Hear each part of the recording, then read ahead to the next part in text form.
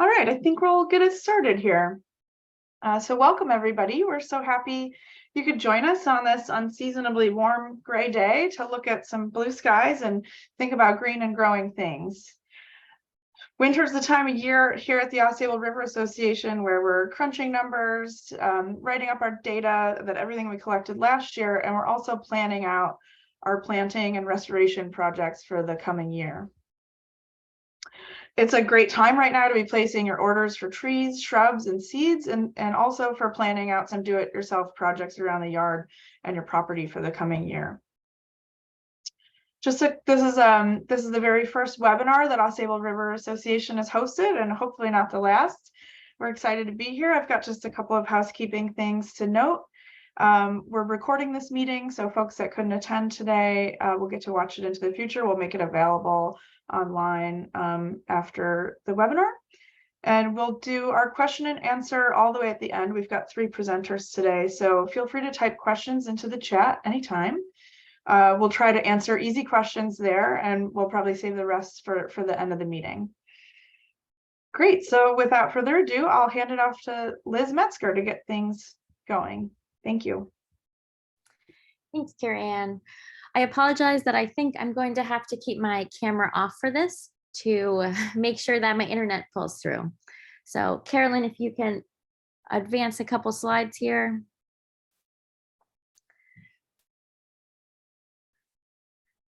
Great. So before we jump into our work about riparian monitoring and restoration, I wanted to stop quickly to discuss some background information about what a riparian buffer is and some of the benefit it provides. A riparian buffer, or sometimes called a stream buffer, is the strip of vegetation along a stream or river. It acts as a sort of barrier to protect our waterways from the impact of adjacent land uses.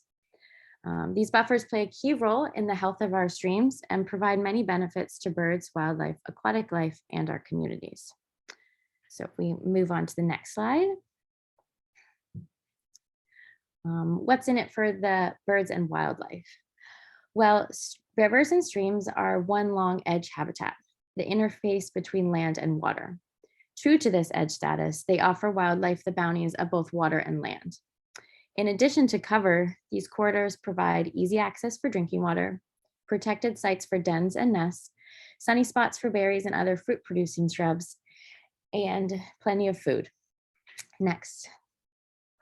Moving into the aquatic environment, a riparian buffer helps to create habitat diversity that is important for many of the species that dwell in our streams and rivers, including fish, turtles, amphibians, and mammals too. The buffer provides not only a physical protection for aquatic animals, it also provides thermal protection. The shade provided by the buffer helps to keep stream temperatures cooler, which is important for many cold water species, including the brook trout seen on the slide here. Again, this interface between land and water provides bountiful food for species in both environments. Even the leaves that fall into the water are eaten by aquatic insects and add important nutrients and energy into aquatic systems. Riparian buffers play an important role in keeping our waterways clean. Next. The vegetation of stream buffers helps to capture and filter chemical and biological contaminants from reaching our surface waters. Instead of pollutants running right into the stream, the buffer helps to slow down that overland flow after storm events, allowing pollutants to settle out.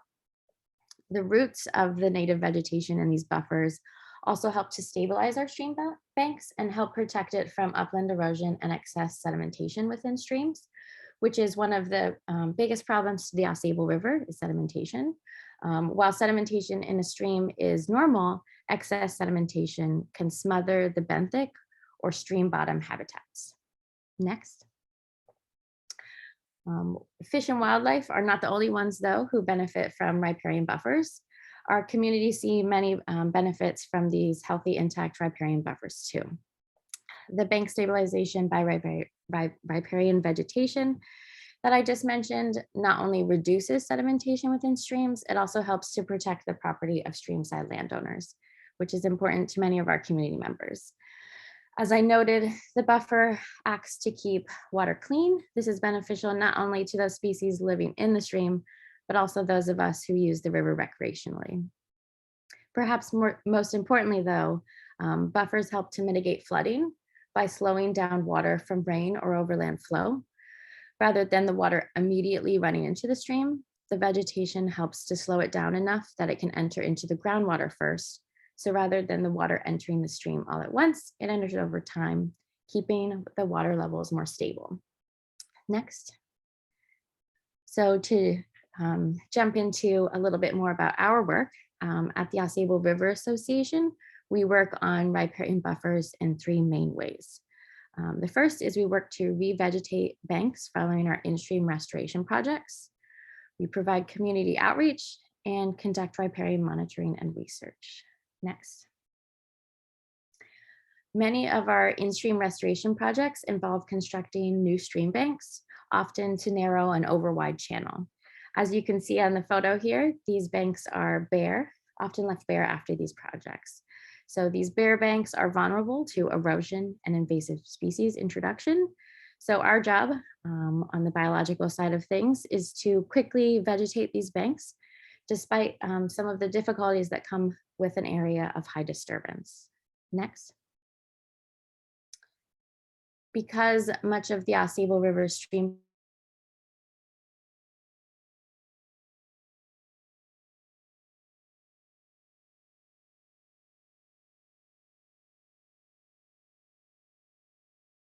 healthy riparian buffers. We also provide education on proper planting techniques through our tree planting events. And we work to with individual landowners to assess their buffer and provide advice on management, and even plant trees to help grow their buffer. Next.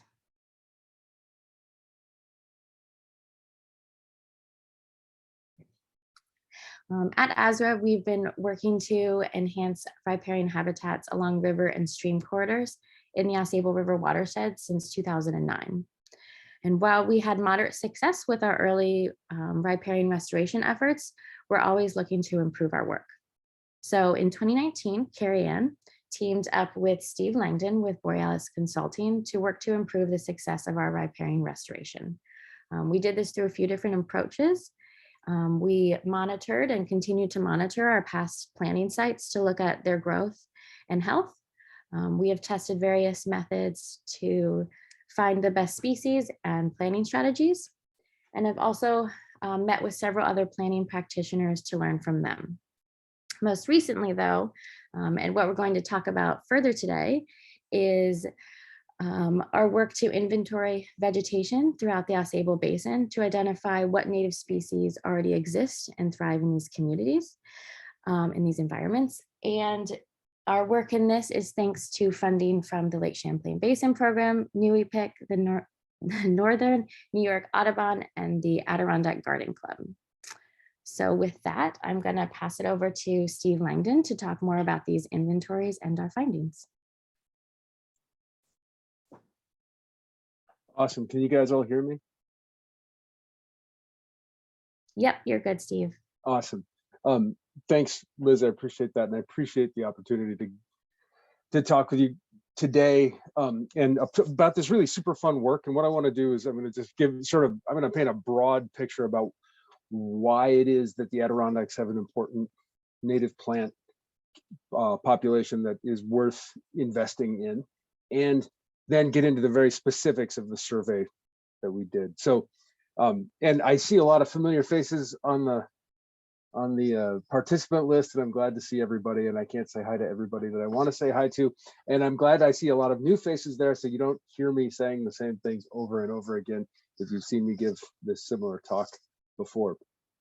So just if we zoom way back out on the globe, thanks, Carolyn, for hanging right there for a second. If we zoom way back out, we can see that the Adirondacks and the whole northern forest region is that overlap between the boreal and temperate forests. Now, forest ecologists and other ecologists have been looking at this this global biome, the boreal temperate ecotone, around the globe at about, between 44 and 47 degrees north. And a couple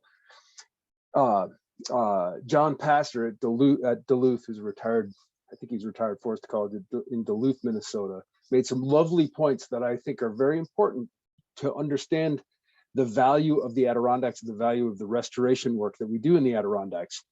One, this whole region, which is essentially the Great Lakes, St. Lawrence River drainage basin, is one of the most ecologically intact forested biomes at this latitude around the globe. It's roughly the size of the Amazon basin. It has the greatest bird diversity outside of the tropics. And what it lacks in species diversity as compared to the tropics, it makes up for this really understudied notion of functional diversity. The quick example that I like to contextualize that with is that, you know, in the tropics, you have hundreds of tree species per hectare. And here you have 100 tree species maybe in the whole in this whole region, but those tree species do an incredible amount of things and fill a lot of ecological niches across this range for wildlife and a bunch of other stuff. And so when we do something like when beech bark disease removes mature beeches from our forests, the trophic cascades are incredibly complex and poorly understood. So this region again is a really special region that we live in, and the Adirondacks are kind of the most intact part of this North American boreal temperate ecotone. Next slide, please. So one of the things that contributes to what makes the Adirondacks so interesting are simply the geology of the area, and this contributes to both plant communities in the region and the native plant communities in the region, and climatic issues in the region. Can you advance again? So I take my when I teach field ecology at SUNY Plattsburgh as an example, we can go up to the summit of Whiteface Mountain and we can see plants that grow on the Arctic alpine zone in the Adirondacks. Those plants grow north of the Arctic Circle. Things like the Kalmia and the leatherleaf and the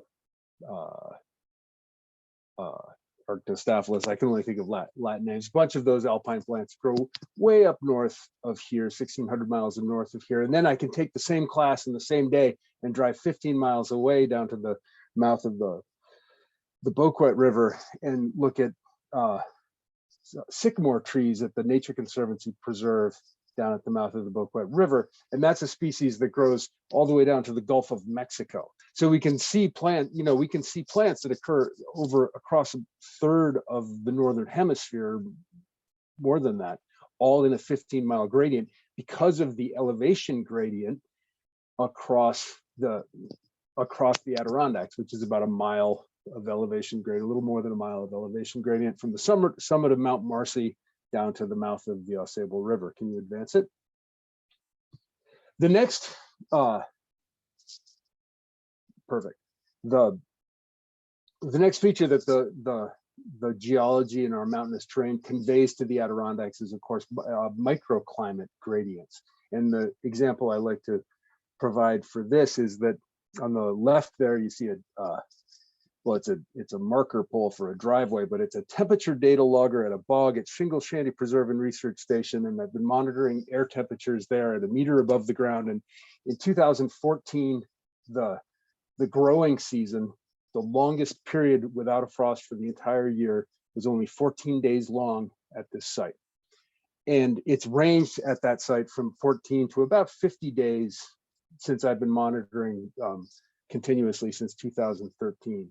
But if we go down to the shore of Lake Champlain, this is on Cumberland Head, just north of the ferry where my family is from. When I was a kid, we would get fresh tomatoes from my cousin's garden, which was 100 feet from the lake, on Thanksgiving Day. So you have these microclimate, you have a microclimate diversity across these gradients of elevation within the Adirondacks that conveys a whole lot of resilience to this region and contributes to again, the interesting native plant communities throughout the area. Can you advance it again? All right, and so I'm going to switch picture, and I'm actually out of the, I'm standing in the Hudson River watershed here, looking at the Ausable River watershed. And I wanted to talk a little bit about how the land use history also conveys a lot of resilience to our region and our native plant community. And advance it, please. And how it provides a buffer essentially against invasive species. So that same mountainous terrain prevented, the railroad magnates of the 19th century. It really prevented them from moving roads up into the center of the Adirondacks. And you can see on the left there, that's like the DOT GIS roads layer. And so we have this, because of both the land use history and how that affected and how the geology sort of affects the difficulty of settling this area. The density of roads in the Adirondacks is much less than the rest of the state. And we know that roads and our commerce on roads is a major vector for invasive species.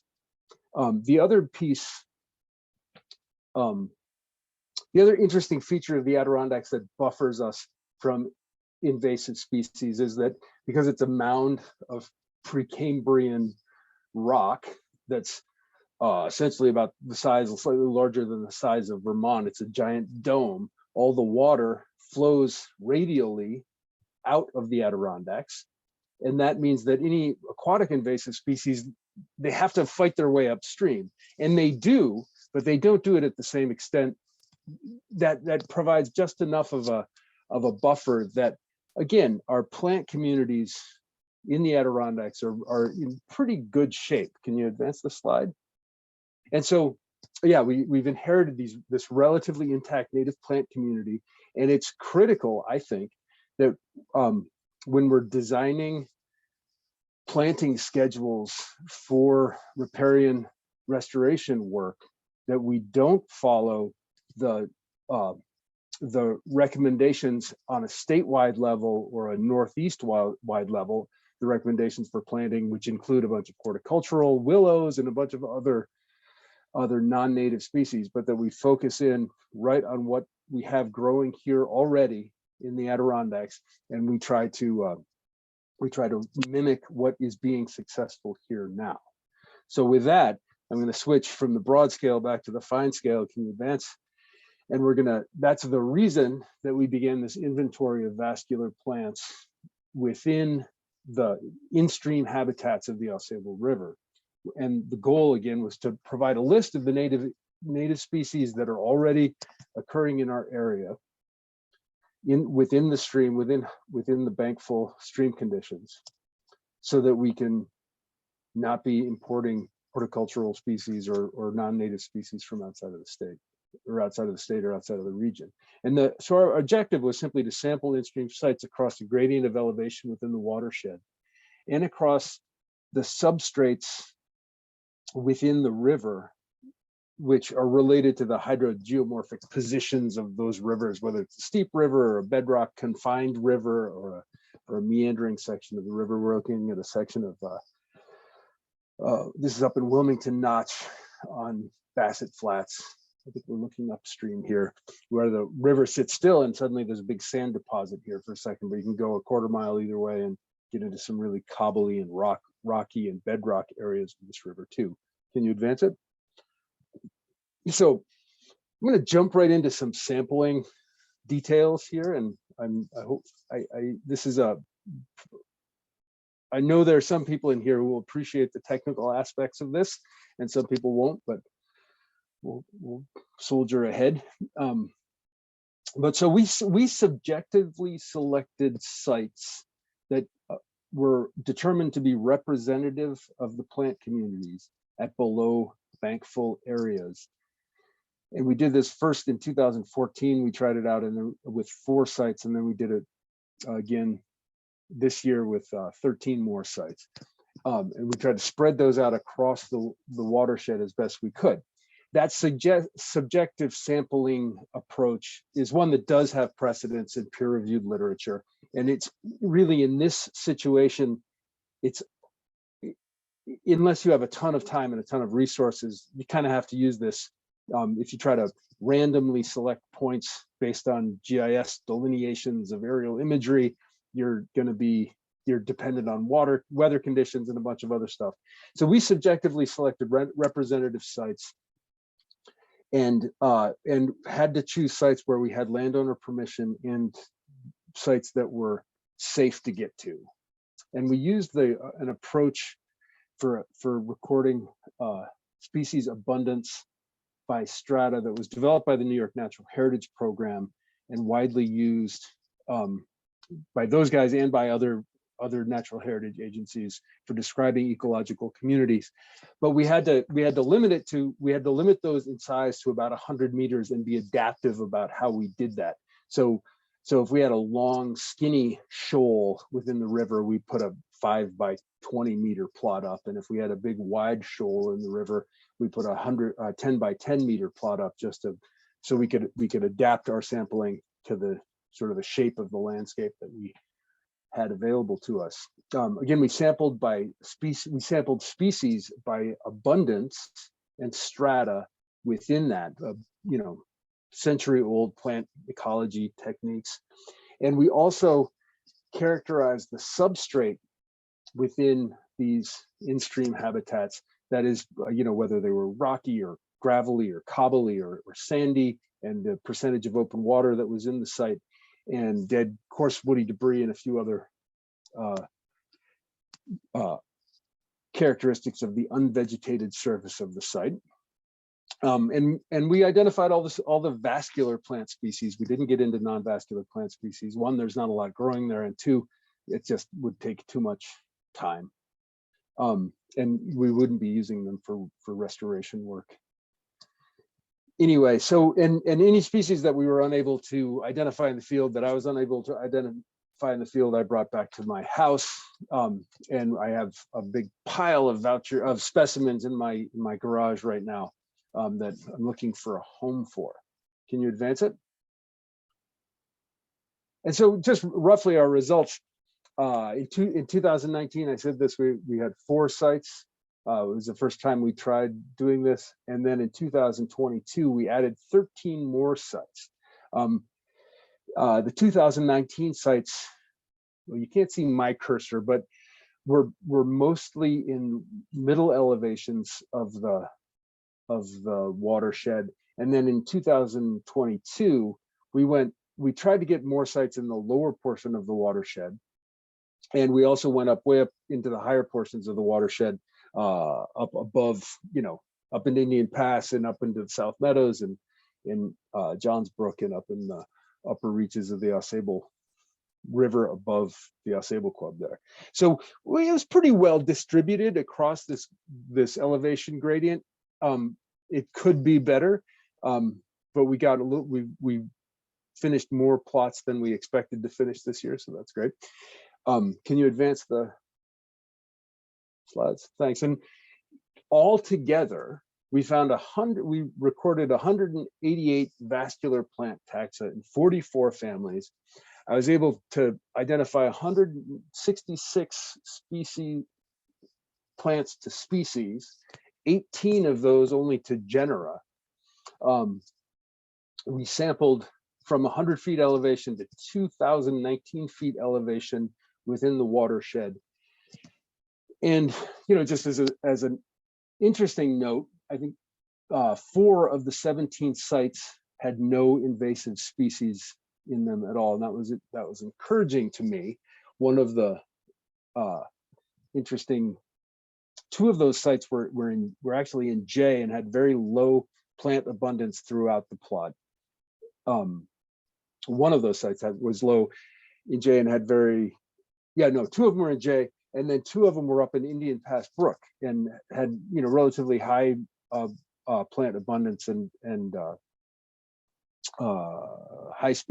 relatively high species diversity with no invasive species. So that was expected. I was very surprised that one of the place with the greatest amount of non-native species was actually on the Ausable above the Ausable Club, where there was some diversity, I expected that those really high elevation watershed sites would have no invasive species at all. And just quickly, since we're all plant people, or at least I'm a plant geek, found some cool stuff. This is just some. I'll talk about this little there on the left. I keep that out to American mint, Menta canadensis. But it, some of these things are really odd, and that has unusually large flowers for Menta canadensis. But that's what I ended up keying it out to. It's not fully developed. Found some cool orchids here and there. That's Tanthera psychotes, the lesser purple fringed orchid. The rush that my hand is on here is a very interesting species. In 2019, when we first identified this by the ski jumps in Lake Placid, it was considered an S1. It had one other known location in New York State. It's called Juncus encephalius, or sword-leaved rush. So it has it's a rush, but it has a flattened stem. Very distinctive once you're right on top of it. And that is a plant that has a Western North American distribution, but it's popping up. It's popped up in a couple places in New York State, and 3 sites now along the Ausable River. It's popped up, I think, in Dutchess County or somewhere in southern New York State, and one spot in Maine. So it's an interesting to identify this species, and they're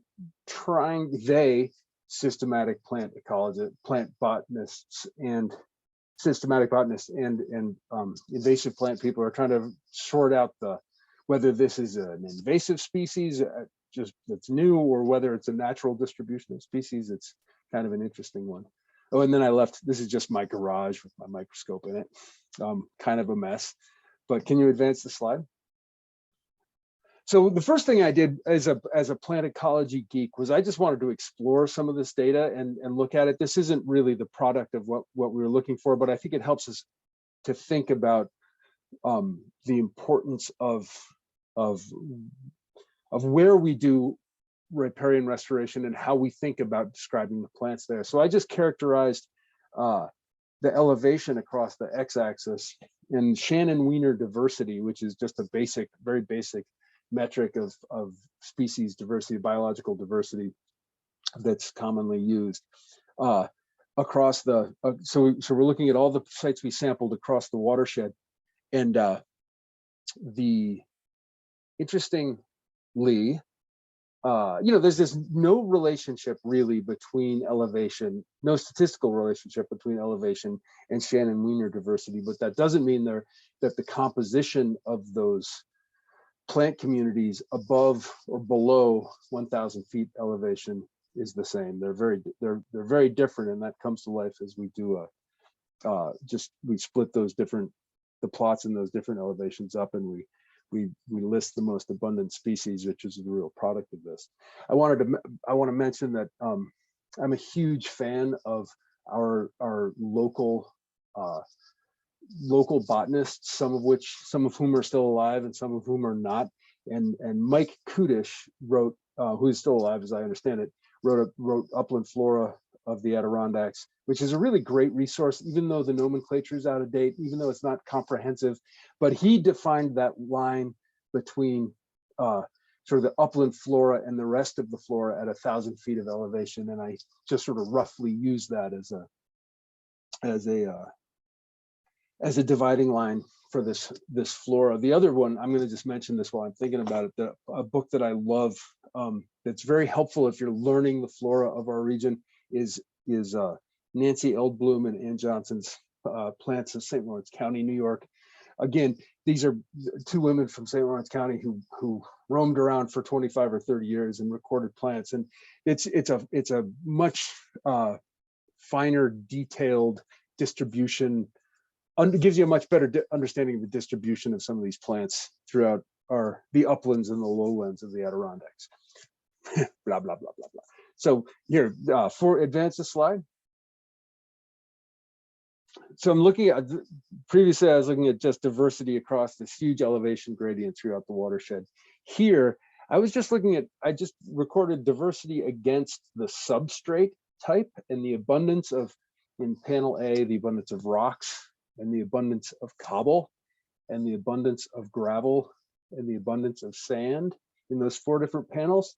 Now, looking at Shannon Wiener diversity and the abundance of these things, this is, I'm not trying to get this into a peer-reviewed paper. I'm just trying to understand that what research steps need to be done to refine this, to refine our information in order to be able to be like, okay, if you're doing a restoration site in J in this kind of substrate, we need to use these plants. I want to try to refine this as much as possible, and this just helps me sort of think about that. I found it interesting that there was a significant positive correlation between the relative cover of rocks and Shannon Wiener diversity. Rocks are larger stones, I think above 10 inches, I forget what the metric was, but they're larger stones, and a negative relationship between Shannon diversity and the absolute cover of cobble. So smaller stones, bigger than gravel, smaller than rocks. It's an interesting piece that may be used to sort of further our analysis to customize planting schedules for specific sites within the watershed. But I'm going to cut to the chase here, and I'm going to show you the sort of species lists by abundance. Can you advance the slide? So what we did, we just sort of split things up into here for graminoids, herbaceous plants, and woody plants. The herbaceous plants were few and far between, so we're not going to include those here. But in terms of the graminoids, there was a difference in the communities, in the composition of those communities below and above 1,000 feet. And this is just a listing of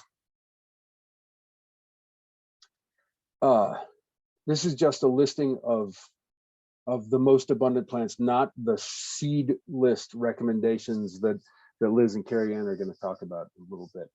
So we have, Carex aquatilis. Again, this is the abundance here is the abundance divided across all the area of all of the plots that we did below 1,000 feet.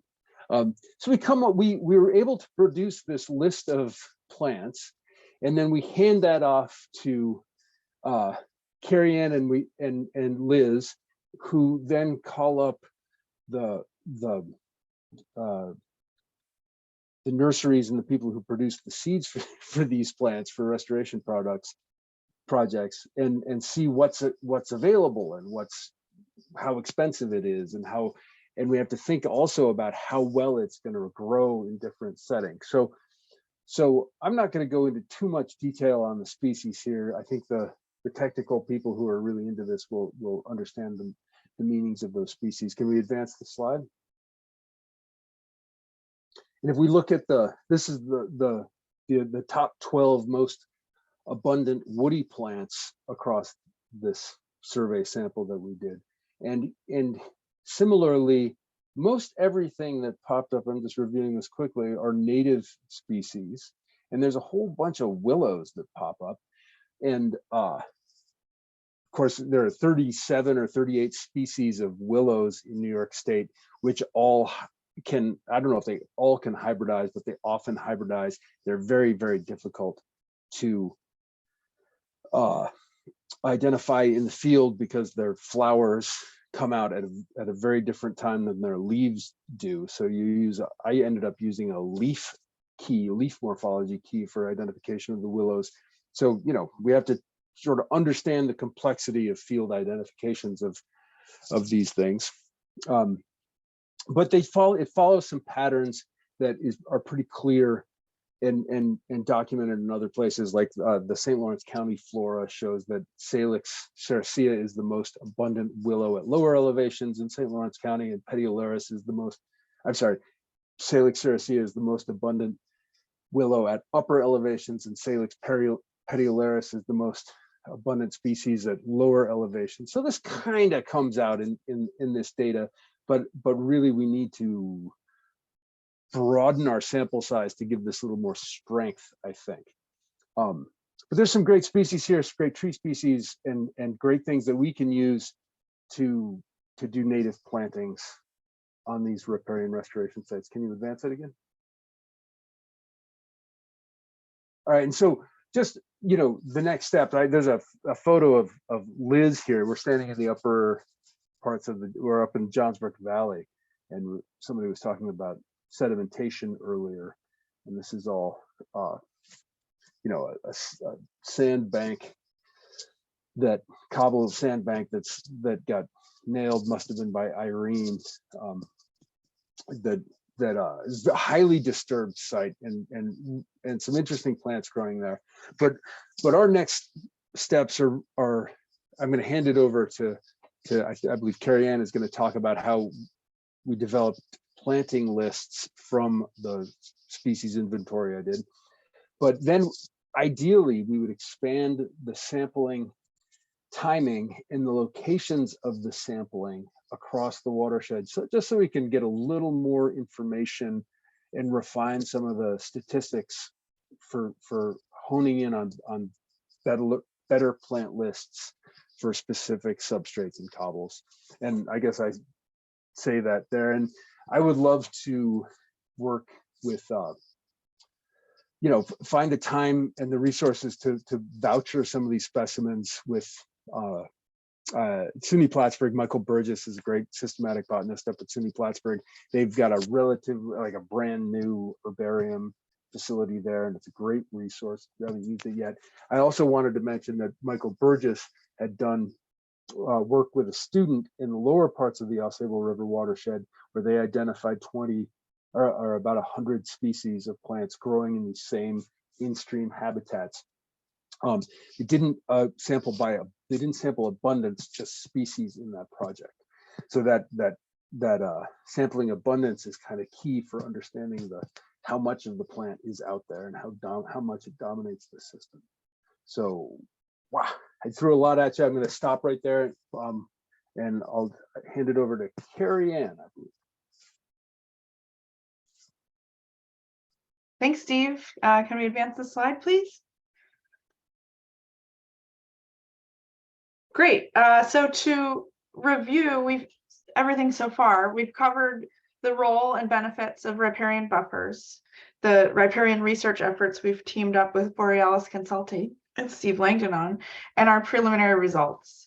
This exciting work helps us build a body of research on the plants that are growing and where they are in our watershed. And we've got several future directions for work, as Steve just mentioned. But I'm going to spend a little bit of time talking about what we did with this data, the seed mixes we created, and how we plan to use these and share them with the public. I'll also share some information about the most common shrubs and trees, those woody plants that we found growing here, and ways that you can use these in your own planting and property restoration projects. Next slide, please. Actually, go back one. I missed something that I wanted to say there. Thank you. So, using detailed information that we collected, the raw data and some of the abundance data that Steve worked with, we compared all the species found across all the sites where they were across the watershed. We looked at the data for overlap and made sure that species were native. The species that we're going to use in the seed mixes were native and appropriate for these habitats. And we looked really carefully at those elevational patterns that we found. Next, we looked at nursery availability and cost factors and chose mixes for 5 different situations based on their abundance in our surveys. Next slide, please.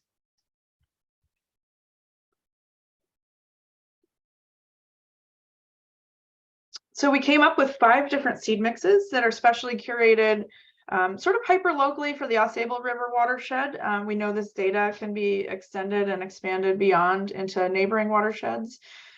But because of the factors previously mentioned, these mixes aren't quite the same as the ones that Steve showed in his slide. We've made these now available as a downloadable PDF on our website with the different mixes, where you can read the description of each seed mix and find out which one's the right for your location and needs. I'll walk through a couple of those now. Next slide, please. First, we have a pollinator mix, We've got appropriate species here that will attract and support our pollinators, including some asters, goldenrod, milkweed, and spotted Joe pieweed. Some of these are also available from our regional nurseries and some nonprofit organizations as container plants. Next slide, please. And so then we developed two different mixes that have grasses, sedges, and flowering plants that are suitable for, one mix is for above 1,000 feet and the other is below 1,000 feet. That's the one that's shown on this slide in the watershed. The mixes have a bit of overlap, but they're mixed in different percentages, as you can see with the numbers that are listed there on the far right. Next slide, please. There's also been a lot of interest in seeing some grass-only mixes. These can be a little bit more cost-effective and could be appropriate for native lawns and meadows that are adjacent to or outside of the riparian buffer. And theoretically, after establishment, these could be mowed on an annual basis. Our grass mixes are different from each other based on elevation. Next slide, please. Next, on that downloadable PDF, we're listing out the most common trees and shrubs that were found in our surveys. These include 3 different willow species and are a good choice. They're all good choices for native shrubs to enhance your riparian buffers, stabilize stream banks, and survive relatively high levels of disturbance from ice and flooding. Next slide, please. So first, you can see red osier dogwood shown here on the left of the slide. Both silky and red osier dogwoods are native and appropriate for riparian areas in this region. They were the most commonly seen shrub in all of our surveys. They can grow up to 10 feet tall and put roots down at least 16 inches deep into the banks. They provide good wildlife habitat and fruit for birds. They prefer wet meadows, edges of dry upland forests, marshes, stream banks, and river banks. These silky and red osier dogwood are found in nearly all counties of New York State, and they're available from widely from regional nurseries. Then on the right, we've got our first willow, meadow willow. It's also known as slender willow. Its other common name was very common in our surveys. It's a low-growing clumped shrub with slender upraised stems. You can see the leaf shape there on the bottom photo, and it occurs in low, wet ground in either mud or sandy gravel on those stream banks and in wet meadows.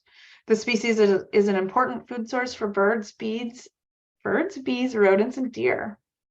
If you're thinking of planting this tree, it's important to keep in mind that the ideal sites are wet soil and full sun. Next slide, please. Speckled alder was one of the other species. This is a really good tree for wildlife. It provides really good songbird nesting habitat and can grow really densely in wet areas. It's really good at shading streams and helping to keep those water temperatures cool. Silky willow is our second willow, and this is a tall shrub native to Eastern North America, almost always occurring in wetlands, and is found in most counties in New York State. It also can live in sand, gravel, or cobble on river and lake shores. The species is a little bit harder to find from nurseries, where, as we discussed, you see a lot of horticultural varieties or species that are just generalized as shrub willow that aren't necessarily identified as species. It may also be available in the form of live stakes, though. Next slide, please. Here we've got Bab's willow on the left. It's a tall native shrub that loves swamps, wet fields, roadsides, ditches, marshes, and the edges of lakes and streams. It can tolerate a bit drier setting than silky willow, but it's quite difficult to find at regional nurseries. Our last species that I'm going to highlight here is really great for wildlife habitat. Red maple offers seeds as food source in fall and dense shading and nesting habitat throughout the growing season. As you might know, they can grow up to 90 feet tall, and their roots can go from 10 to 20 feet down into the stream bank at maturity. They love full sun, but they can also tolerate part shade. They can tolerate a wide range of soils, but they prefer moist, slightly acid conditions. So great for this watershed. Next slide, please. At Ausable River Association, our next steps with riparian planting and research include using these seed mixes that we developed at our past and future river restoration sites to revegetate those new stream banks that we're building with native species. We know that there's a good role for natural regeneration to occur, but we think it's very important to revegetate those bare banks with native species before invasive species like Japanese knotweed, for example, can come down and colonize those sites. And by getting grasses to grow, it provides better substrate for us to get our trees and shrubs to go. We'll also be working to find ways to lower the cost of the seed mixes and make them more widely available to our partners and residents of the watershed. And we're looking into wild seed collection and seed banking for future use so that we can get hyperlocal and native appropriate genetics. Next slide, please. I'd like to turn now to just share a few ideas for things that you can do on your own if you're planning projects for the coming growing season. To maximize success in tree or seed planting, we've learned that you need to assess the site carefully, plan out the species you want to use, choose planting and care methods that increase survival in your watershed, and to plant those selected species with care. And always remember that it takes time, patience, and from what we've learned, sometimes repeated plantings to rebuild riparian buffers and natural areas on your property. Next slide, please. It's great to look to locally established riparian habitats for guidance, as we've done with our surveys, but in the lack of that, in the absence of that, we can just get to know your site better. Take the time to identify the existing vegetation that's on or near the stream banks or the area you're trying to revegetate. You can use field guides. There are several mobile apps out there, or you can contact someone like the Ausable River Association or your local garden club for help conducting a quick survey to think about what species are already established, because that's where you get your list from. If the site you're working with has been really disturbed, or you're trying to revegetate, say, a post-agricultural area, it's good to look at other nearby vegetated wild sites. The species growing in those sites will be your ideal choices. Next slide, please. We try to recommend that folks source native seeds, trees, and shrubs as locally as possible. They're adapted to local microclimates, and they've got those locally adapted genes that I mentioned that will be more suitable for and successful in local planting projects. Sometimes plants procured from catalogs or distant nurseries can take more time to get strong root systems established, or might see lower survival on your property. So when you're planning planting projects, think about sourcing your planting material as locally as possible, and ask nursery staff whether plants are native, or better yet, take a list from the survey that you did of your site assessment. Take that checklist of native species with you along the way. I've listed several regional native plant nurseries on the side of the slide here. Next slide, please. Our experiences have also taught us the importance of watering, using tree tubes or other support methods to support their growth and prevent deer browse and competition. We do mulching for our trees to help with water retention and prevent weeds from choking out the immediate area next to the tree. And in some cases, if we're working in a field or a meadow, we're using taller trees to get above the weeds and give those young trees a leg up in their survival. For seeding with our seed mixes, we like to rake the area to be planted first, and then we're doing hand broadcasting. And at larger projects, we've done hydro seeding trucks to spread the seeds across the site. Next slide, please. And if you're interested in getting more involved with Ausable River Association and our riparian research and restoration efforts, we've got several ways of doing that. First, I wanted to mention that we'll be offering another year of free stream riparian zone assessments through the Streamwise program, which is a project of Lake Champlain Basin program in Nui-Pick. And so if you sign up for the program, Liz and I will come out to assess the trees and plants in your streamside area and determine if you're eligible for a Streamwise award or other technical assistance. And then we have several events coming up that might interest you, including an invasive species winter hike tomorrow at Owen Pond Trailhead. We've got a few spots available. I think Liz is posting a lot of great links and resources into the chat right now. And then our third annual Earth Day River Cleanup was scheduled for Saturday, April 22nd. We based that out of Wilmington, but clean up river and roadsides all across the watershed. And we're also doing some spring tree plantings. We've recently started inviting the public and regional schools to come out and volunteer and also learn some tree planting skills. Those dates are May 5th and May 12th, 2 back-to-back Fridays at one of our former restoration sites in Upper J, New York. You can reach out to Liz and myself with feedback or interest in purchasing seed mixes, questions about these or other events, and check out those resources that Liz put into the chat. Next slide, please. I'd like to take a quick moment to thank our partners and funders in this work. We've been supported by Lake Champlain Basin Program and NUIPIC, as well as Joseph and Joan Coleman Conservation Grants through Northern New York Audubon, Adirondack Garden Club, and we've of course partnered with Steve Langdon at Borealis Consulting for our plant monitoring and seed mix creation. Next slide, please. I've also thrown a few acknowledgements in here.